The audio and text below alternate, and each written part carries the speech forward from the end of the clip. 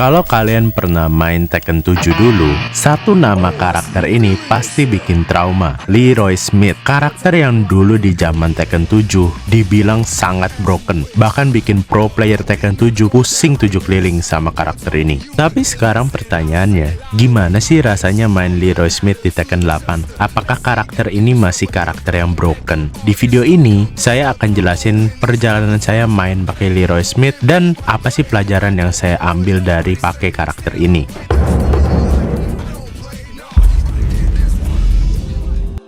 Pas pertama kali saya memutuskan untuk main pakai Leroy Smith, jujur ekspektasi saya cukup tinggi. Karena pertama, saya suka banget dengan style Wing Chun-nya dia, dan desain dan gayanya karakter Leroy ini menurut saya keren banget sih. Dan juga menurut saya Leroy ini punya rage art yang paling keren di Tekken 8.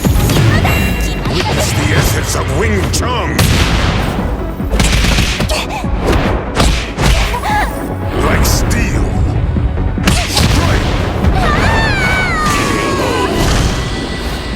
Selain itu, Leroy ini juga punya jurus yang imba atau OP banget yang hanya bisa dipakai satu kali dalam satu match, yaitu variasi dari jurus tongkatnya dia yang bisa jadi mid long range launcher ataupun jurus low launcher jarak jauh. Selain itu, Leroy itu bukan karakter yang tergolong sulit untuk urusan eksekusi, dan dia juga punya damage yang cukup solid. Dan di kepala saya, oke, harusnya karakter ini cukup mudah lah untuk dipakai ngerank. Dan emang betul, di rank-rank awal, Leroy ini masih terasa sangat kuat.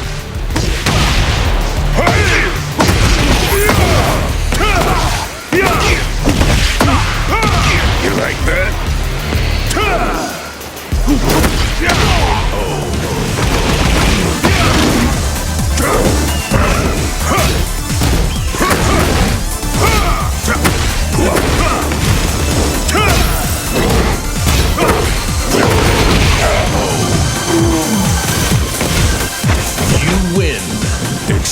Setelah saya berhasil masuk ke rank biru, saya baru sadar kenapa Leroy itu kurang laku di Tekken 8. Karena dia itu punya satu kelemahan yang sangat jelas. Leroy itu nggak punya jurus mid yang bagus. Jurus mid dia yang paling bagus menurut saya cuma Down Forward 1. Dan Down Forward 1 dia itu juga tergolong jelek sih kalau dibandingin sama karakter-karakter lain. Down Forward 1-nya dia itu 13 frame on startup tapi minus 6 on block. Beda banget pas zaman Tekken 7 launch, Down Forward 1 dia itu cuma minus 1 on block. Jadi kalau di Tekken 7 Leroy itu dewanya poking, di Tekken 8 kalian bahkan bisa dibilang hilang turn kalau kalian pakai Down Forward 1 dan ke block, karena kalian nggak bisa leluasa untuk sidestep dengan minus 6 kalau Down Forward 1 kalian di block. Dan selain itu ada juga sih beberapa jurus mid seperti Down 1+2 atau Back 4, cuma itu startupnya ya lumayan tinggi di kisaran 17-18 frame, jadi tergolong lambat. Sebenarnya dia punya beberapa string mid yang bisa kalian pakai, tapi kebanyakan string midnya dia itu endingnya ke high yang cukup kelihatan duckable animasinya. Atau kalau kalian maksa pakai string yang endingnya mid, itu bisa membuat kalian minus frame dan bisa dipunish. Jadi di sini saya mulai berasa bahwa Leroy itu punya kesulitan untuk ngecek lawannya dia dengan jurus-jurus midnya dia yang cukup lackluster. Di sinilah saya mulai sadar intensinya Tekken 8 dengan karakter Leroy Smith. Leroy Smith bukan dibuat jadi karakter yang overpowered lagi, bukan sebagai karakter yang punya mix up super gampang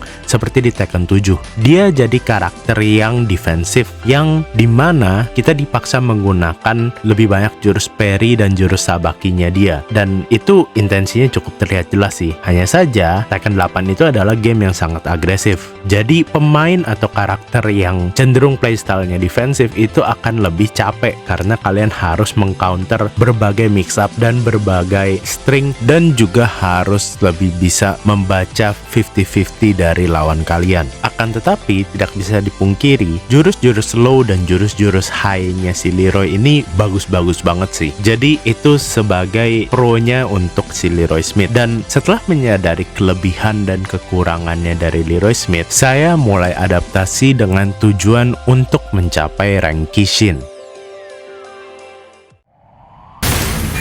Oh shit, here we go again. Cop, well done.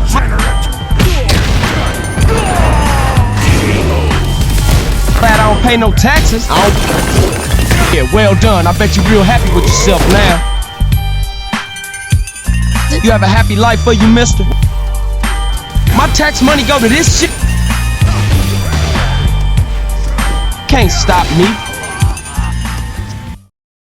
Setelah rank Kishin berhasil didapatkan, saya baru menyadari bahwa season 2 itu sebentar lagi akan selesai dan semua rank akan reset. Menyadari hal itu, saya mikir untuk melanjutin pakai si Leroy Smith ini untuk setidaknya nyampai ke level Bushin. Akan tetapi, saya baru sadar, di sesi terakhir saya sebelum season 2 berakhir ini, saya main kurang lebih 1,5 jam lah. Dan totalnya saya ketemu sekitar 8 player. Dan kalian tahu berapa banyak player toxic dari 8 player itu? Ada 4 player, 3 key charger, dan 1 plugger. Kalau dari 8 player yang saya temui dalam satu sesi rank online, ada 4 yang toxic. Berarti ada 50% chance kalian bakal ketemu pemain toxic tiap kali kalian main rank. Dan lucunya, semua pemain toxic ini dari region Asia 2 semua. Dan kebanyakan pemain toxic ini semuanya pakai karakter-karakter yang katanya karakter susah, kayak Steve, Lee, Mishima.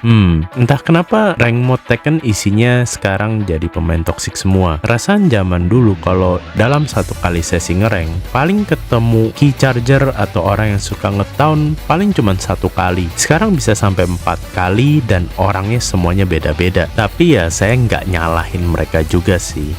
Tekken emang game yang sulit.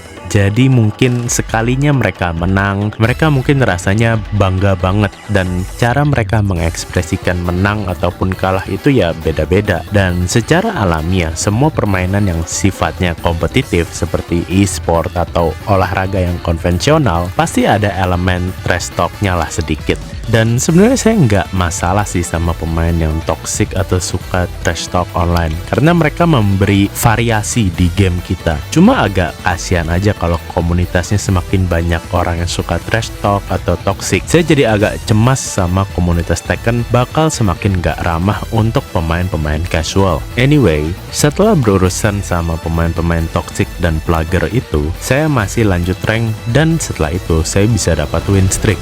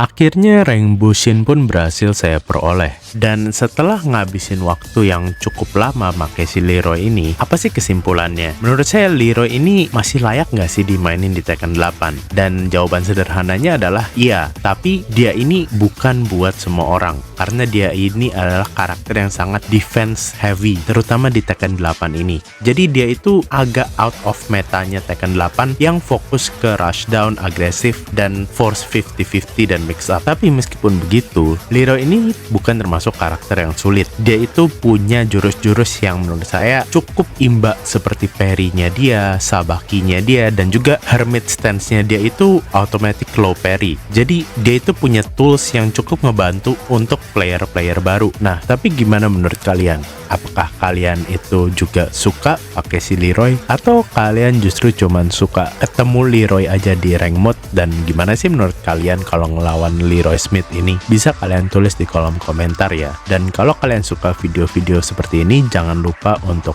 like dan juga subscribe channel ini ya. Saya Chris Chess, sampai jumpa di video berikutnya.